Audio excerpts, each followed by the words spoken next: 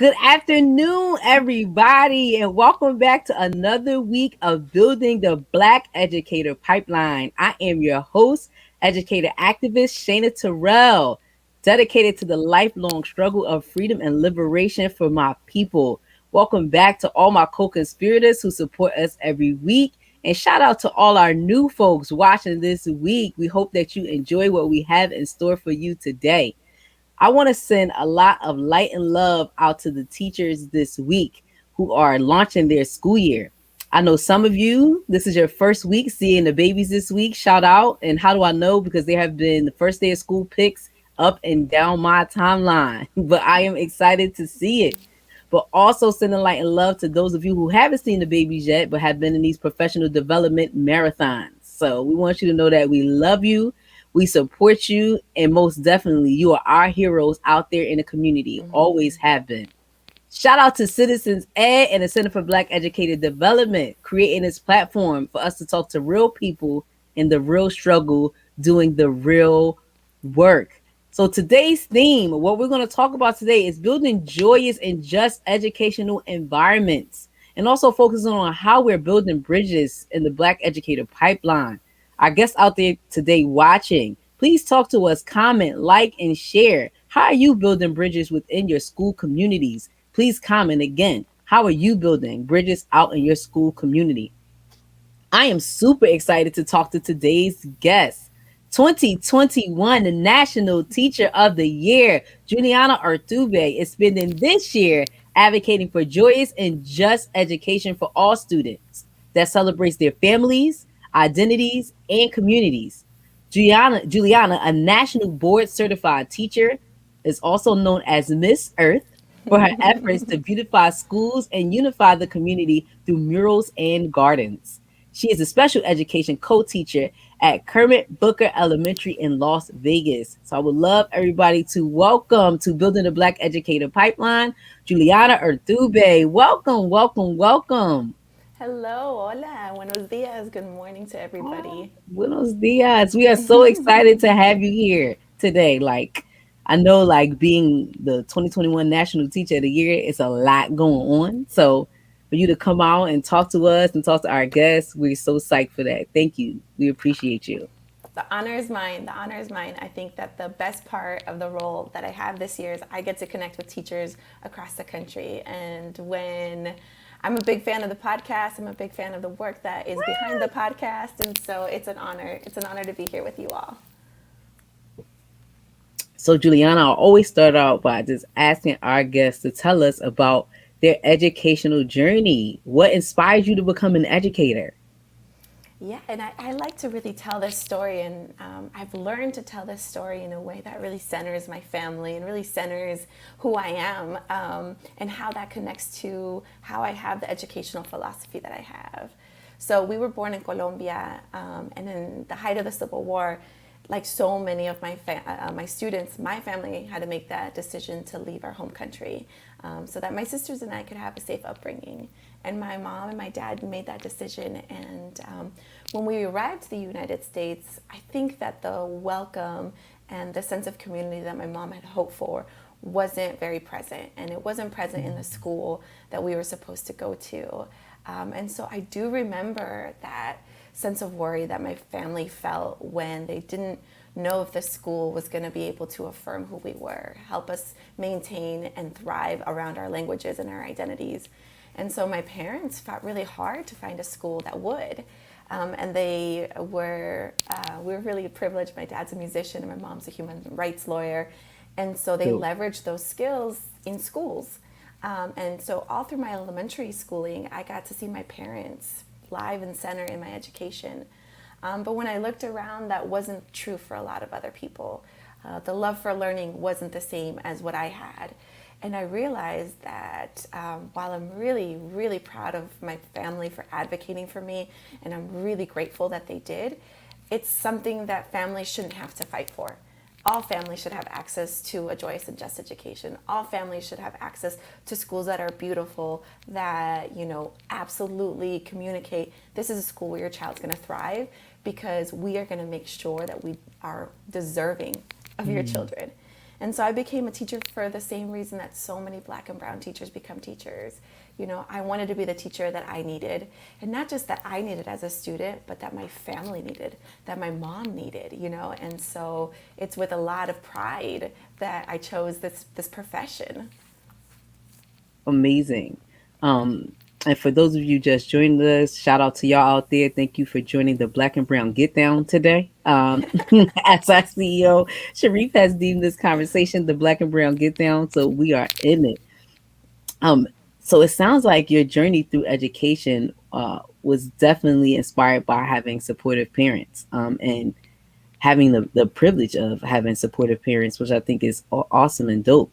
And for that, for you to have that treatment and then turn that around and feel like, you know what, I want to make sure for kids who may not have parents who are as savvy or as involved in mine, that doesn't mean that they should be in a school community where they feel isolated and don't feel affirmed. So I think that's amazing. So the inspiration to want to do that is dope. What opportunities did you have to actually like kind of dive in and get into the teaching field? Like, did you go in like, you know what, I'm gonna go ahead and major in education, right? Because that's some people's thoughts. A lot of folks are like, once I got out of college, somebody said, hey, you would make a great teacher. So how did you kind of like land in this spot? Did you know? Well, I got really lucky in high school. I was part of the initial cohort of a teacher prep program. Mm. And shout out to my high school, North Canyon High School in Shout Phoenix, out North Arizona. Canyon out here, educated pathways. Shout That's out. right. And it was my athletic director who started organizing the program. And he sought me out. He said, hey, I think you'd be really great for this program. It was my senior year, though, and I was finishing my studies through the IB, the International Baccalaureate program. And it's a really tight schedule. And so I had to make the choice. Either I complete my IB certification in high school or I enroll in this teacher prep program. It was really calling to me. And so I made that decision and I switched over and I was part of this program. And we got to go to local elementary schools where I saw so many kids that looked like me. But I didn't see a whole lot of teachers that looked like me. Mm. And that drove me even more to becoming an educator. And then as we reflect and we think about those kinds of experiences, because I'm sure other people out there have had similar experiences where we have to trade things for those kinds of opportunities, I realized I really wish that the International Baccalaureate program knew how to support me as I became a teacher and Mm. knew how to center that as just as important as getting my IB certification and said, hey, you know what? We're going to figure it out so you can do both. I don't fault them. I think it's taken us a long time to get to this point. But I think that moving forward, this is so important. Teachers can do all the things, and we have to elevate the profession as what it is, a profession of scientists and artists and experts Yes. who work really hard to make sure our students get what they need. But you bring up an excellent point, and your experience highlights a really important point about how sometimes in school, knowing that teachers are the backbone of education, but schools themselves aren't investing in the teachers that they have sitting right in front of them, the kids. They aren't invested in building the next generation of future educators. So to have, shout out to your athletic director for seeing that and saying, you know, I'm going to give these kids this experience. But I wish, like you said, there could have been a way for them to be able to have you to have both of those experiences, get your baccalaureate degree, and then still be able to become a teacher. But doing this work right now and trying to rebuild this Black educator pipeline, dealing with so many different districts, I'm seeing the lack of investment in kids. People are very much focused on the right now, right? We know that there's a teacher shortage, period. But then on top of that, even shorter shortage of Black and brown folks getting into the profession. So a lot of times folks are asking me, do you have somebody for me right now? And I'm like, we have a few, but here's a better way where you don't ever have to worry about having teachers again, and having teachers that are familiar with the district who come from the area and know the kids. Let's start a teacher pathway program. Let's invest in doing that. And ours is called Liberation Academy. Um, and I'm not saying I get a lot of resistance, but people are more interested in invested in the like right now than really building a foundation from the ground up where 10 to 8 years later, you'll have hundreds of teachers that you can choose from that came from your very own district. So your story really highlights a serious problem that I feel like has been permeated through education, and that's not investing in the youth. Why do you feel like teacher diversity is so important in the teacher pipeline? There are so many reasons. Our origin of our why is one of the reasons, right? We need people who know how to affirm us, people who know Yes. how to build bridges. One of the things that I get to share a lot about is how at my school we were able to open up the school and really think about the power dynamics and co-create a garden with the community. Hmm. And that garden became a safe space, space for folks to be seen for their strengths, right? For everybody to have equal value because all work, equals equal value. And in doing so, I realized what a missing opportunity there was for us to build bridges with community on a really holistic lens. And I think that's what teachers who, like you said, have similar experiences than their students know how to connect to. We know how to connect to students who understand that their family maybe isn't perceived the way they should be at schools. Like, I know this for a fact, right? I know that so many families, particularly brown and black families, families who are first generation, come to schools and schools aren't equipped to know how to welcome them, right? And we're missing a huge chunk of opportunity to build community. How many times have parents come up to teachers and shared their own, traumatic experience that they had in their public education schooling, where they felt marginalized or they felt unseen, and that is something that we carry with us to our adulthood. So why not use school spaces to start that healing, that intergenerational healing? And we do that by bringing not just black and brown teachers into schools, but also the community. And I think we know how to do that. And on another lens, I think that reflection and inclusion is so important. But I also think that we need to be ahead of the curve. We need to be ahead of where our demographics are going, right? Hmm. So if we know that we're about to receive more students who are bilingual, or like I like to call them linguistically gifted, then we Hey. need to be 5, 10 years ahead of having educators who are prepared to really nurture that. Because what a gift it is for children to thrive in diversity, Hmm. right? And the list goes on for why black and brown educators are so important. But the center of it is that I think that it's more than just windows and mirrors. We know that that framework has been so important, but it's also about the creativity. It's also about the lineage. It's also about sustaining our communities, as so many indigenous communities say, to the seventh generation. And Mm. that's why I love what she said about we have to see to the future. We have to look at our babies and know that one day they will make tremendous educators.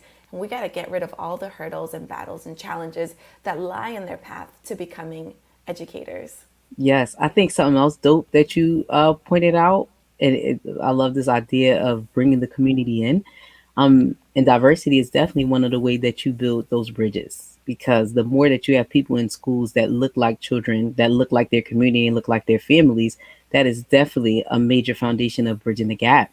I think a lot of times in education, we look at students in isolation, meaning sometimes it's very easy to see them without a family because they're with you for 7, 8 hours of the day.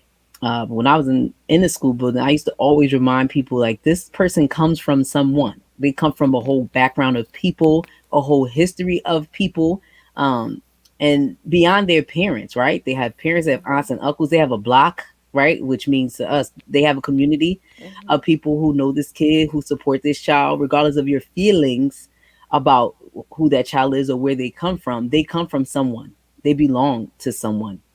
And I think Yeah. having more people in school who understand that concept, that children don't just exist in isolation by themselves. We are a community. I think the better off we'll be. Um, Yeah. And if I can add on to that, one of the things yes. I repeat loudly all the time is I see so often that teachers extend an asset mindset to their students, but don't extend that same asset mindset to the community of which the students come from. Mm-hmm. So, for example, for me, as a Latina, it's really important for educators to understand the criminalization of Latinx communities in terms of immigration in this country. Yes. And so if teachers see me as a child in their class as somebody who has the potential, who meets a certain criteria of acceptability, but you don't extend that to my family, my community, then you can't truly embrace me, right? And so we have to Agreed. see the child and the community and extend the same asset mindset to both of them always. And it takes work, right? It takes work because sometimes we don't know each other that well, right? But that's the work that we got to be committed to do. Agree, right? A lot of times all we know is our bias, right? And how bias are deeply seated and created within us. And I think again, education or being inside of a school working with kids, sometimes getting a personal relationship and building those bridges are the ways to erase some of those bias that we have. So getting to know and understand a student. But again, an important point, you need to get to know the student and their community and their culture. And most definitely invite folks in.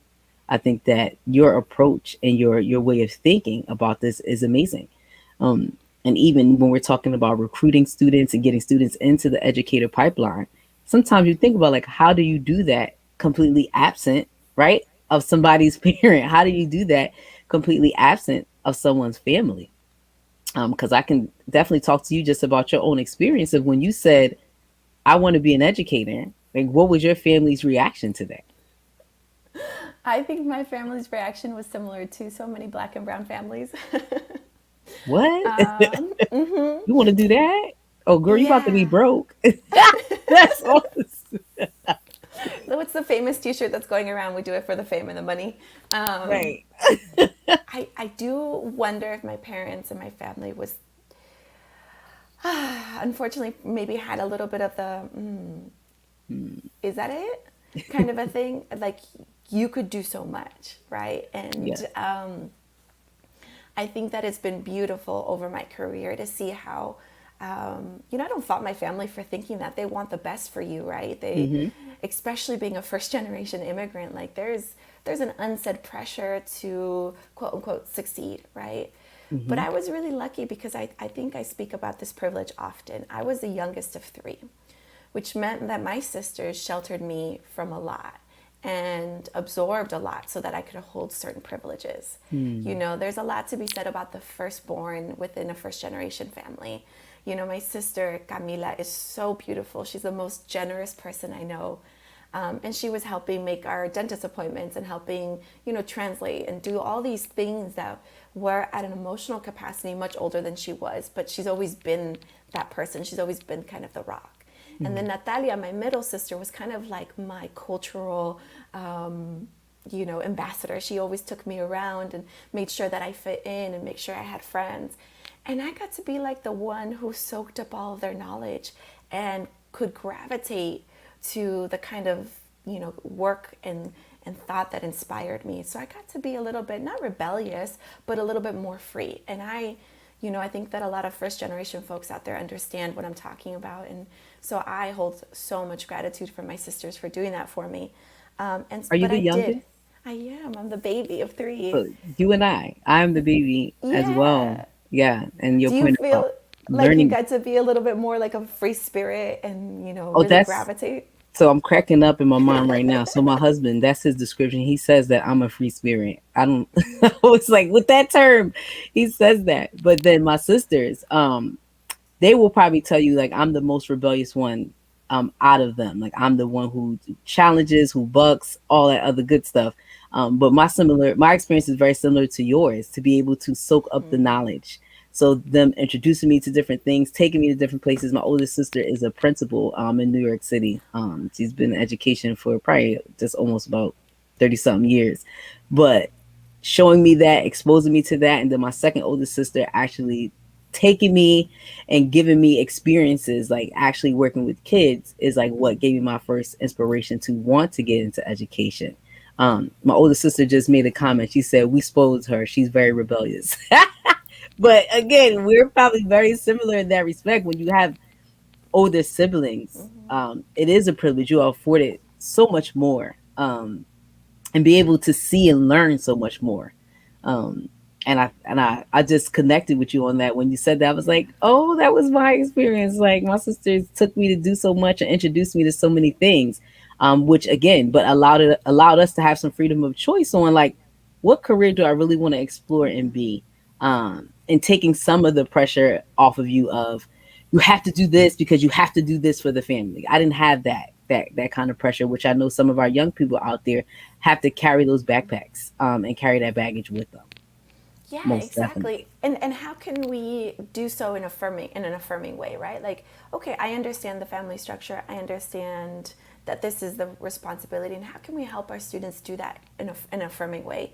One of the things that resonates with me right now so much is how many of us as teachers during virtual teaching saw our students learning with their younger siblings, right? Maybe they were caretaking for their younger siblings, maybe they were just helping out. Nonetheless, we know that our family structures are interdependent, and so why not create school and learning environments that are the same? Yes. And so, going back to your question, I think now my family sees the passion and the expertise and the precision that it takes to be an educator, and the community value.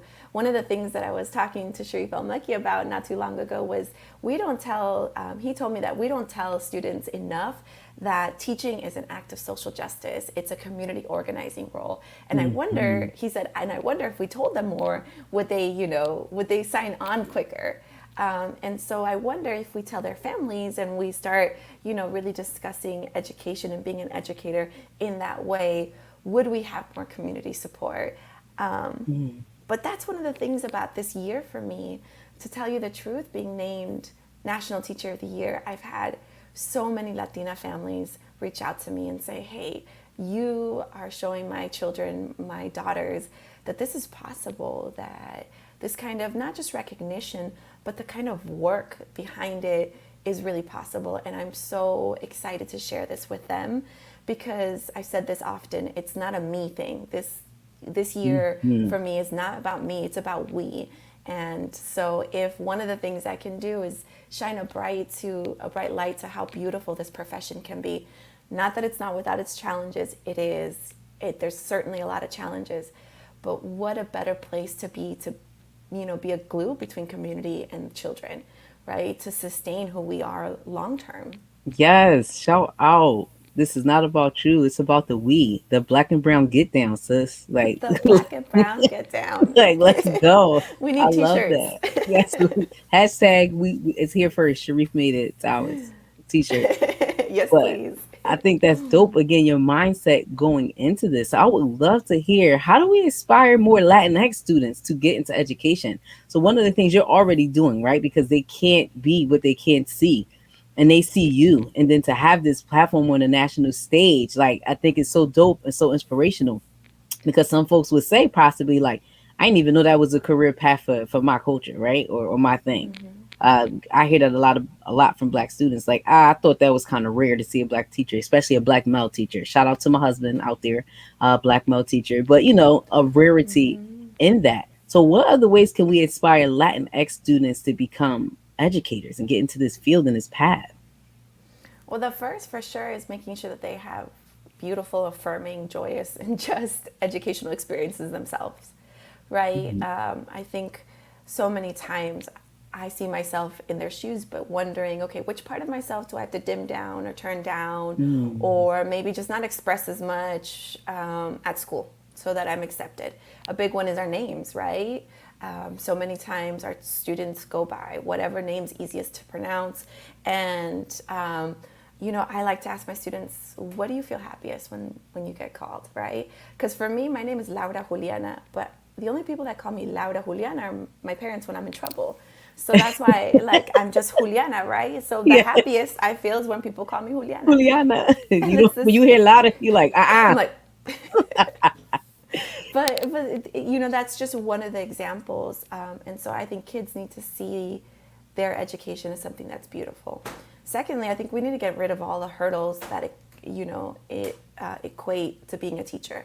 I don't Mhm. think anybody should be an unpaid intern in schools, right? Like Mm. we should figure out the funding to be able to support student teachers during their student teaching.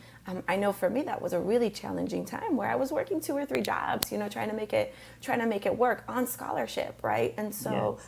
we have to make sure that those are out, those barriers are out of the way. Having loan forgiveness programs, I know they've done a lot of work with like the teach grants and things like that to make them more easy to get, cleared off or whatever. Clear that. Yep. Yeah, but before it was a really big. I remember going through that challenge myself of submitting the paperwork and resubmitting the paperwork. Yes. And I think that we need to be open to considering education and teaching as more fluid, right?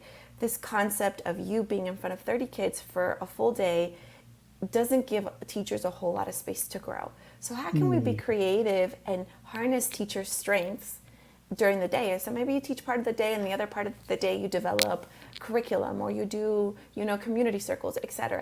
I feel like the Center for Black Educator Development is on this and gets this, and the freedom schools and how the freedom schools are structured is that, right? We need Yes. to be bringing people into the community and really harnessing our community power in how we teach. And the second part of really ensuring that Latinos get brought into education is that I think we also need to do the cultural work that we belong here, Mm. right? My Talk to me about husband, that. yeah, my husband is a great thinker, philosopher, a musician, and there's a line in one of his songs that goes, "Somos de aquí, somos de allá," but basically we're from there and we're from here and we belong here. I Yes. think deep rooted Latinos feel like we need to accommodate and kind of be here and be accepted here because we don't feel like we have the rite of passage here, right? But Mm. I think there's some of us who understand that this is indigenous land and we are, our roots are indigenous, and so we do belong here. And once we can push ourselves past that and say we belong here, then we might see ourselves more as teachers, right? And so teachers today have this work, this acuerdo, this compact to make sure that all of our students, and in this particular conversation, our Latino students feel like they belong because we're unequivocally communicating that. We're not perpetuating these narratives that, you belong here if you speak English, if you Mm. meet these criteria.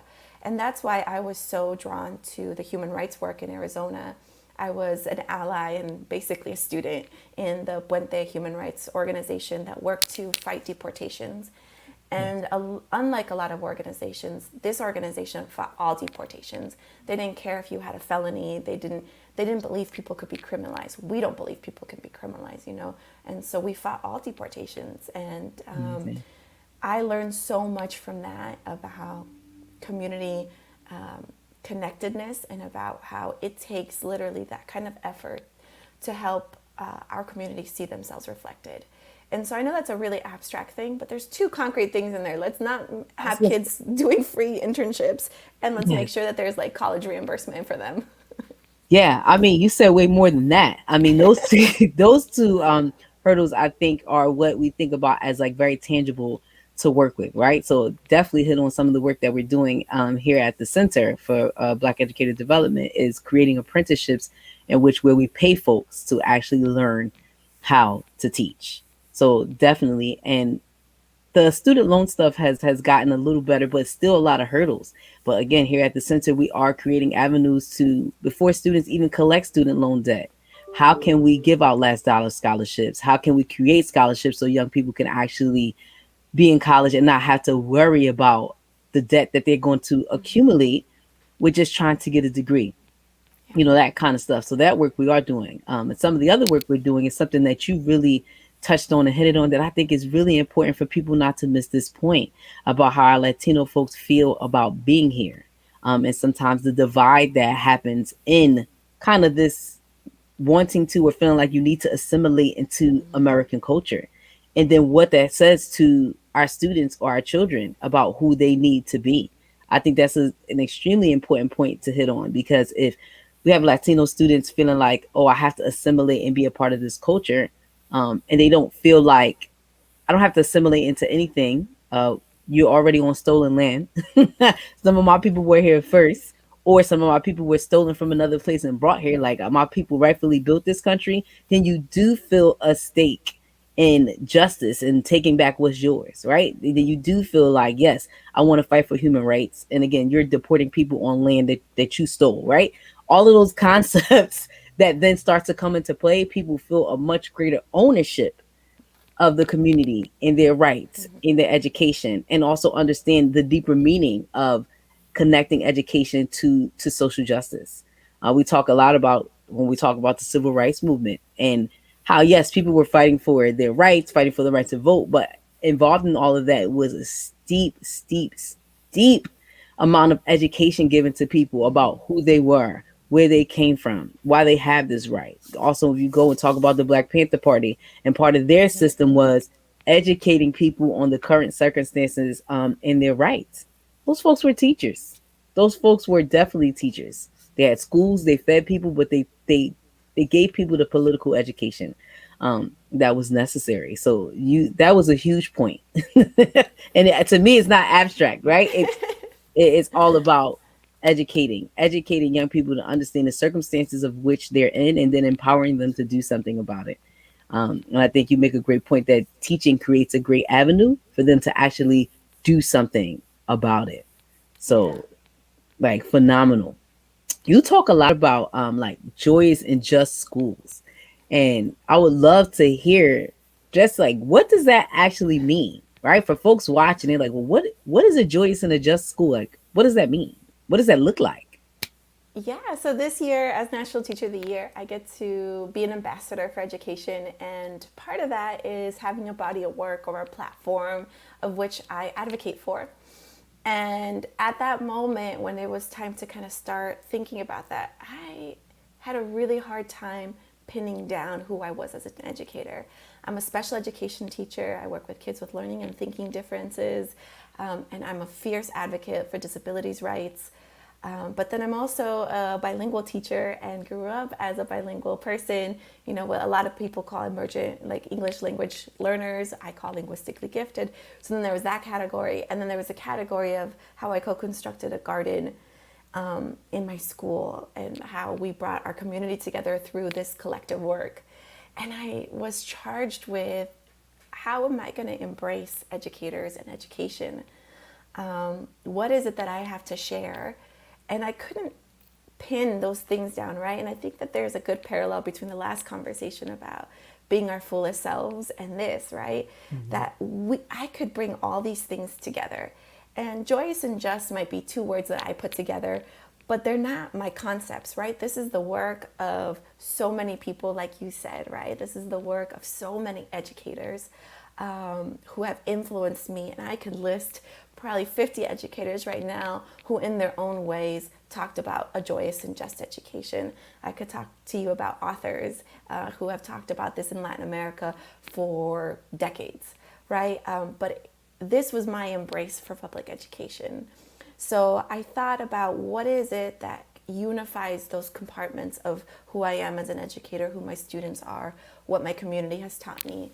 And really, one is joy. I think that so many students, particularly Black and Brown students, don't get to experience joy. And what I mean by joy is like a profound sense of belonging in their learning communities. Happiness is fleeting. We can do happy things, but joy is connected to I know my role, I know who I am, I know my value and my position in this community, and I know how I can contribute, right? And if we think about those skills, and I teach pre-K to fifth grade, and pre-K to fifth graders can learn those, how to answer those questions in age-appropriate ways. But if we think about that, that's when kids experience joy, because joy is internal and it's connected to the people around me. It's connected to making sure we all self-realize, right? And that we have fun, right? Because what I learned by taking my students to our garden was when I took off the parameters, when I erased borders to their learning, their intuition and their observation kicked in high gear and their learning was catapulted. And yes, I had a role in facilitating that and guiding it and, some planning, but it was my students who were really in charge of their learning.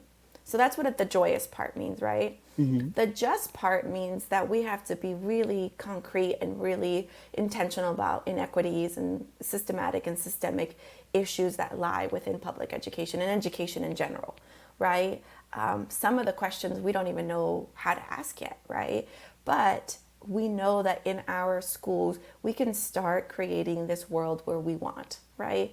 Where everybody has a voice, where all work is equal, where all learners have something to contribute, where we see the best in people, and that teachers and educators are taking on the commitment to address these inequities, right? There's this awesome book that I always go back to about, that inequities lie even in well-intentioned design spaces.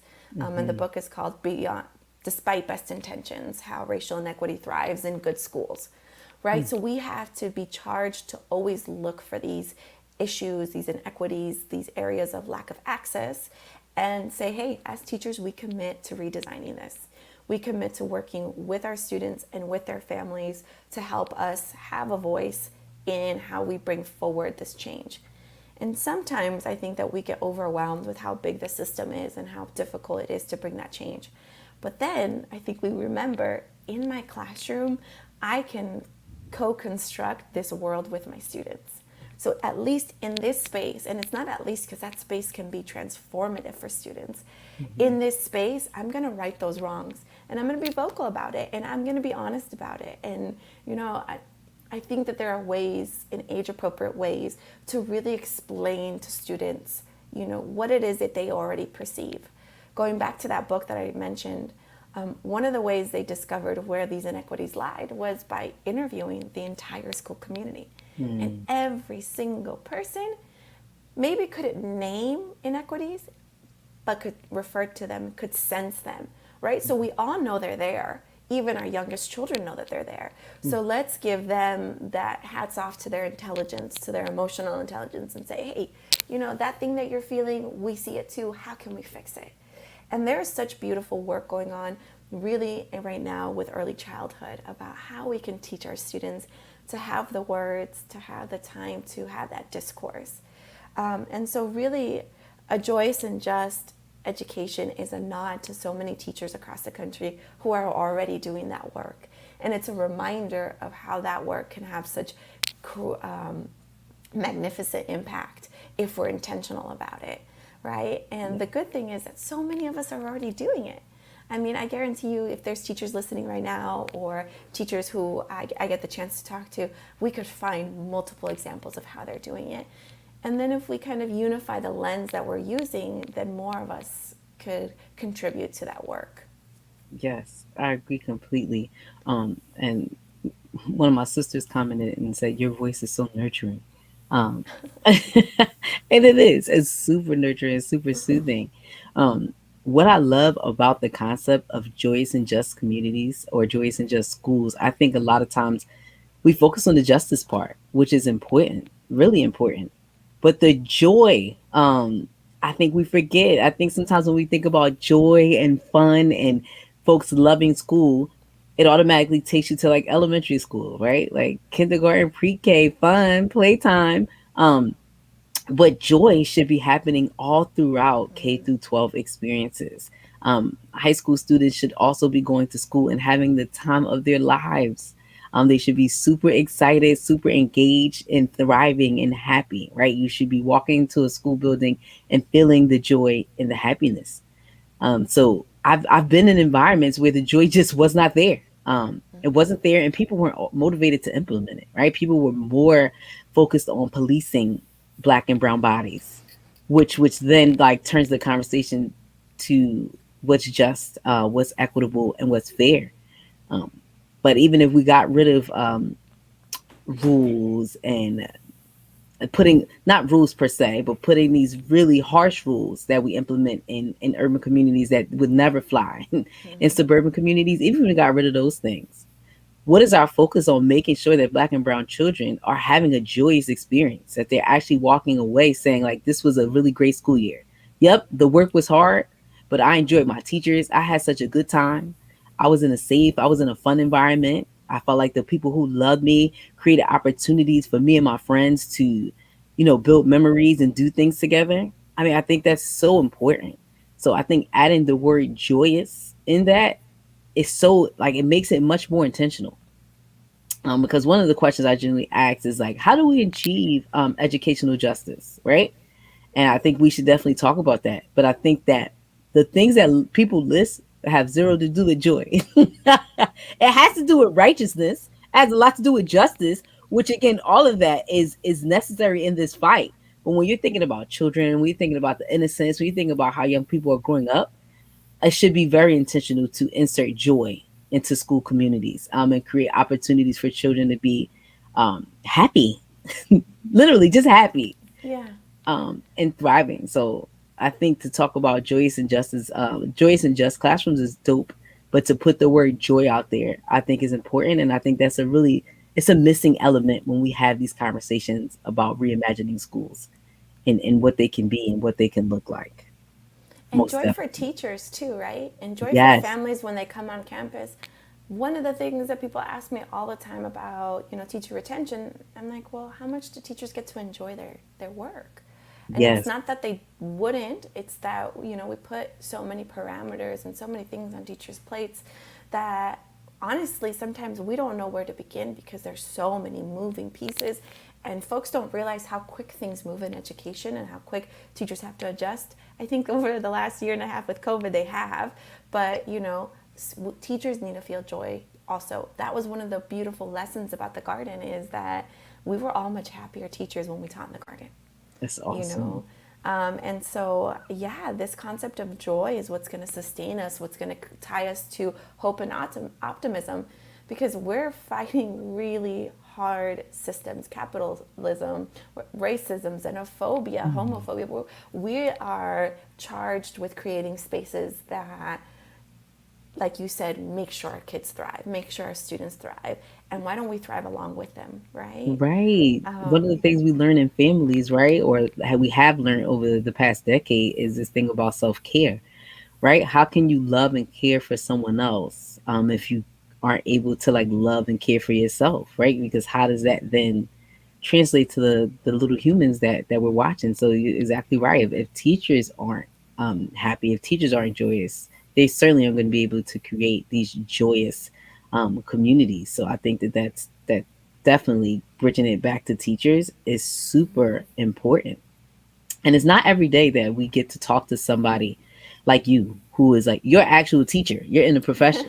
And the reason why I say that is we have tons of guests that come to building the Black Educator Pipeline, tons of dope folks doing amazing work. But because of the time the show comes on, teachers are teaching. When this is happening. So I don't actually always get to talk to people who are actually in the classroom and teaching. So I would love to hear from you. Like, what do Black and brown teachers need? How can we support our folks inside of these schools? Because support is a major part of retention. Creating a joyous community is a major part of retention. What do teachers need right now? How do we support Black and brown teachers in schools? This is a big question, especially right now as school is starting. I think that right now teachers are carrying a lot. We were hoping for an easy, not easy, but like a school year start where we could focus on starting the school year. And Mm, right now there are so many things looming around. We have health considerations with COVID. We have also political tension in terms of wearing masks and getting vaccinated, and what kinds of things we teach, which I feel are all distractions to this power grab for education, mm, right? And I think that our focus should be on redistributing power within schools, making sure teachers have the autonomy, have the space to generate their classrooms the way they need to. Of mm, course, having, common acuerdos, or like understandings about curriculum and standard, and all those things are important.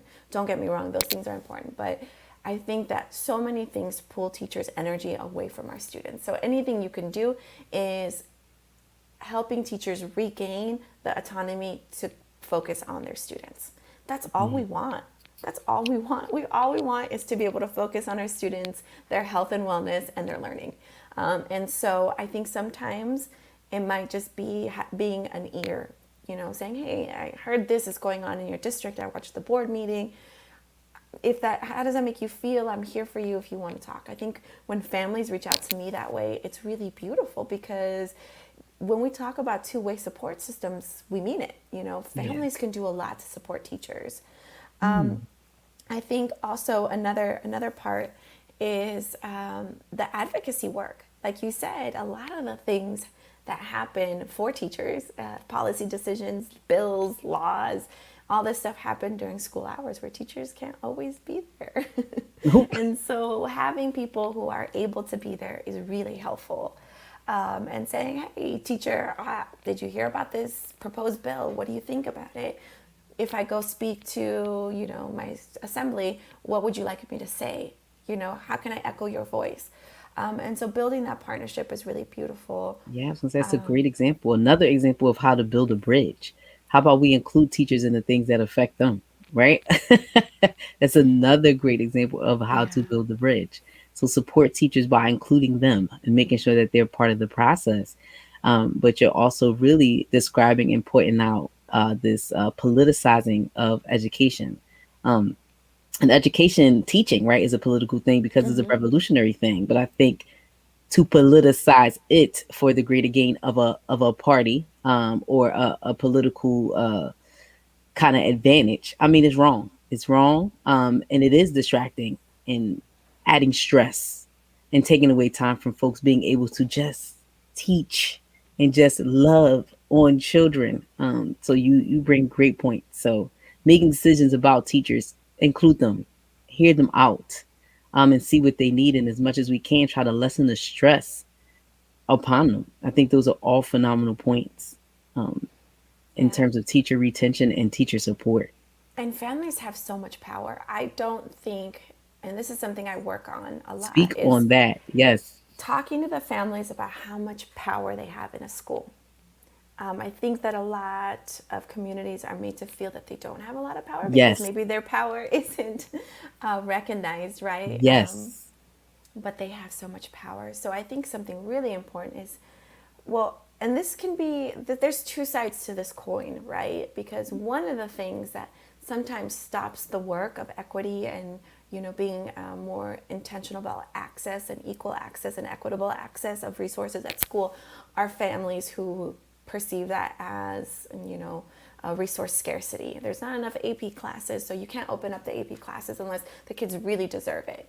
And Mm, sometimes the undercurrent of that is our classes are just fine the way they are, even if they're 80-90% students who are white. mm, We're not willing to forego any kind of resources to make that more equitable, right? And that's an mm-hmm. example from that book that I mentioned. And so I think sometimes we have to be really intentional about the power structures that are created by families and schools. But when it's a collective power structure, families have so much power. So, Yes. for example, if you notice teachers at your school are unhappy, start the dialogue with the administration. Yep. Start to ask the questions about why I want my child to go to a teacher who's happy. Why is this teacher so Yeah. unhappy?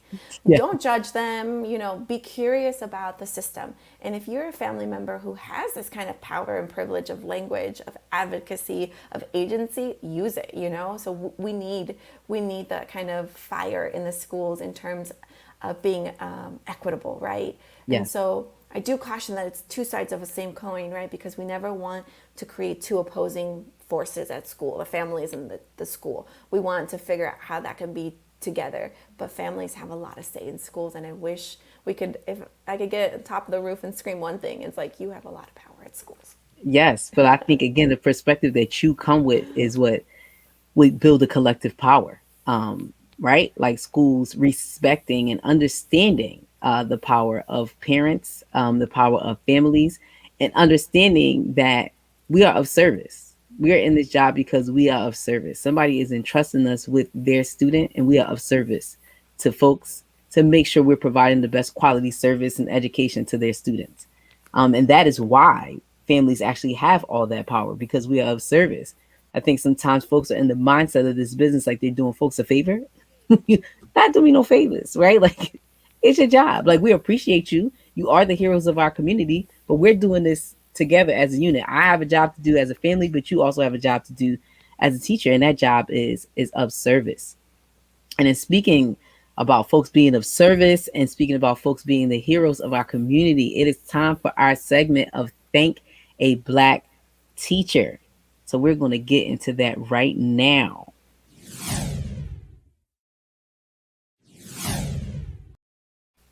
So, Juliana, I am going to, you like, let me get my little sip on. Uh, There are so many teachers to thank. I am so privileged to have had the experiences that I have to really, like, go like this. And you said I could thank so many, right? yes. Okay, so first one I have to thank as an educator who has shaped and transformed my life is Dr. Tanya Holmes Sutton. She's my mentor. She was a preschool and early childhood teacher for a very long time, and now she does all sorts of advocacy work with educators. I never saw myself as being capable of this kind of work, but she saw it in me and she nurtured me, and to this day she's one of the best friends that I have, one of the most fierce educational advocates out there. And so I have so much love for her. I think I'm gonna do like all female teachers Do because you think? we Do don't you get enough think? love. Um, Another mentor of mine, and she is the CEO and the president of the National Board for Professional Teaching Standards, is Peggy Brookins. This woman has stories for days that just will live rent free in your brain and always kind of guide you. She's that kind of elder, you know. She looked racism and segregation and discrimination in the face and said, "You're not going to keep our students out of STEAM learning. I'm going to just make my own school," and made her own school. And then fast forward is now running the National Board for Professional Teaching Standards with this fierce equity lens, right? How do we get more teachers who are black and brown to certify? How does the National Board become a home, a platform to elevate the profession, but also to guide the profession in where we need to go? And then some teachers who probably they don't know they've been my teachers. That's amazing. Bell Hooks. I think Okay. that I am the woman that I am because of Bell Hooks and how she Yes. structures everything to see it's so seamless. Mhm. Kimberly Crenshaw with intersectionality. I mean, I don't think she gets enough credit for her work. Shout out to Kimberly. Kimberly, we've been trying to get you on the show, girl, if you're watching. But If you're yes. watching, I'll be a co-host. Yeah. Bettina Love, Dina Simmons. I think that there are so many monumental black educators out there that I just have so much love for.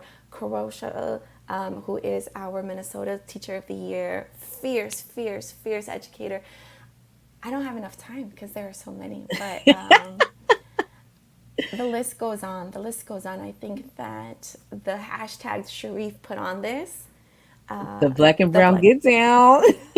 you know, I don't think this is something we talk enough about, the solidarity between Latinx and black Black communities. communities. It's been there from the get-go, you know, it's been there from the get-go. So Yes. many folks within the black community are also Latino, and you know, we also have to do this work to make sure that we're constantly feeding the narrative that there's so Mhm. much solidarity and so much love and interconnectedness between our communities. And I'm just really proud to be one of the little pieces of sand in that journey. Yes, I think you're a major piece of sand, definitely for a lot of children. Because before you go, I would love to talk about the fact that you are a special education teacher, but not just special education. You are a bilingual special education teacher, and I don't think folks really understand the importance of that in a community, especially in a bilingual community. Meeting you and understanding your job and what you do, like it blew my mind a little bit, right? Because you think about special education one way. I'm in a predominantly English speaking setting when I was in education, right? So being in that, you don't think about the young people who speak multiple languages but also may have a learning disability, and how they really need specific guidance to be able to help them like overcome some of those challenges. So to have you as someone who is not only a special education teacher but also bilingual, I think is amazing. And I think that you speak to a calling of the need for it. We need so many more bilingual special education teachers in the field. So I would love to hear a little bit about your experience.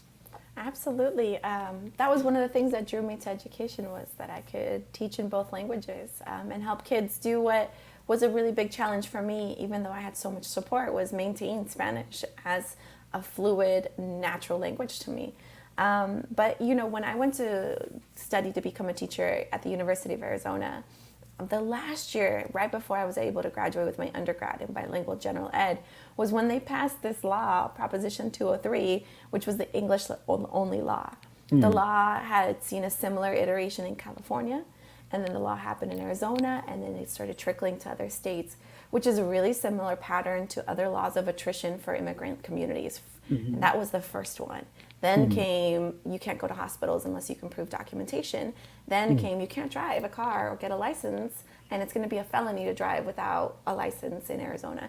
And all these other laws that started like trickling in that made it more difficult to be who we were. mhm, But the first one was English only law. So that tells you about like the political power in bilingualism. And bilingualism for all communities, but particularly communities whose native home languages are those languages. mhm. Because we have a right to maintain our languages. Sometimes I'll see bilingual schools, and it's great that they're, offered to kids with a lot of access to socioeconomic resources, but Mhm. they're kind of painted as like bilingualism for the business world of tomorrow. Mm. I think we need bilingualism to feed the souls and communities and families of today. Oh, to be who they are. Yes. Exactly. So, for me as a special education teacher, a lot of my students have language processing challenges. Nonetheless, they are still capable and able of maintaining their languages. And that's a myth that I would love to continue to dispel. I have so many students who, during COVID, because they were home so much, gained Mhm. so much Spanish literacy, Spanish fluency because they were at home.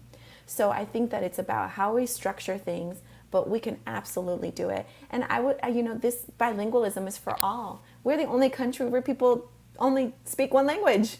There are so many countries where most people speak two, three, four, five Multiple languages. languages. So we're Yes. late. Let's get to work. We can do this. Girl, we late. We haven't even arrived. Okay. So let's not even late to the party. We have not arrived yet. We still put on our shoes to get there. Okay. Because you are exactly right. I say that all the time. That's singular language. And even the laws that you're talking about past English only. Why? What's the purpose of that? I mean, we know the purpose of that, right? To criminalize certain communities and limit access for certain communities. Like that's why to main all in the effort to maintain white supremacy, right? Like that is why it is happening. But sadly, it limits us in so many ways. But I mean, the communities that you're creating, the bridges that you're building to make sure people show up as their whole selves in places, and people understand that people are coming from different places and are a part of different spaces and people, I think is awesome. And we thank you for that, and we thank you for spreading that joy in environments that you come to, and we thank you for your message. And I'm excited about your time this year as National Teacher of the Year. And how does that just feel, right? Like education is dominated by white women, and then here we have you, Juliana Urtubey, Miss Earth, as National Teacher of the Year this year. Like, how does that feel? Oh. I still wake up every morning and I'm like, I get to do this. And it's an incredible, incredible honor, because I know how fantastic teachers are. I get to work with them every day. If you look at the cohort of the State Teachers of the Year this year, oh, fire. Like all of these teachers are just amazing in their own right. They're fierce advocates. Like I get to learn with them. And I get to meet teachers across the country, and I think that the most powerful learning is through storytelling. And Mm-hmm. so I get to learn about them through their stories and hopefully be able to echo the messages, the common themes. And I think that teachers are ready for a more equitable, a more socially just environment despite the noise. And so I think that my message is for teachers just to remember your brilliance, remember your impact, remember your work matters. And so we have to do it intentionally and together. And we have to do it in community, because I know that there are moments that I tap out because I lack courage or I lack creativeness about how to solve a problem, but that we get to do it together, right? And so it is an honor to be a representative of so many communities. I don't take that honor lightly. I take it as a huge responsibility. But I know that if I have folks like you and all the amazing organizations that are doing this kind of work and elsewhere too, if I am able to connect and be sustained together, then we're going to do just fine. We're going to be okay. We are. Well, we are coming up on time. I don't know if you had, I mean, those words were just great. I don't know if you had any final words or final message that you want to give to our folks out here watching and supporting you right now. I want to thank you for the work that you do. I think that Thank this you. idea of being bold about needing more Black educators and doing so in a sustaining way and an affirming way is so beautiful. Thank you to the Black Educator Pipeline. I mean, I want to be a kid and go to a freedom school, you know? Yes. How do I rewind time and do that? I want to be one of Sharif's, apprentices and be back in that. So I just had to say thank you. And I have to say thank you to Black and brown teachers who do this work. It's not easy work. It's work that is hard work and it weighs sometimes on our heart. But I'm grateful. I think if we always take our first step in gratitude and humility, then beautiful things will grow. And so I just have a lot of gratitude and I feel so humbled to be in this kind of space where I get to learn and grow with you. So thank you again for the work that you do. Oh, thank you, Juliana. Miss Earth, thank you for sprinkling your seeds upon us today. We appreciate you coming on Building the Black Educator Pipeline. And as always, my co-conspirators out there watching, thank you for supporting our show today. And yes, please support, shout outs, and light and love to our 2021 National Teacher of the Year as she goes around advocating for joyous and just communities. We will see you back again next week, same time, same place. We will be much more Black and Brown Get Down connections happening in these upcoming months. But thank everybody for supporting and watching. Have a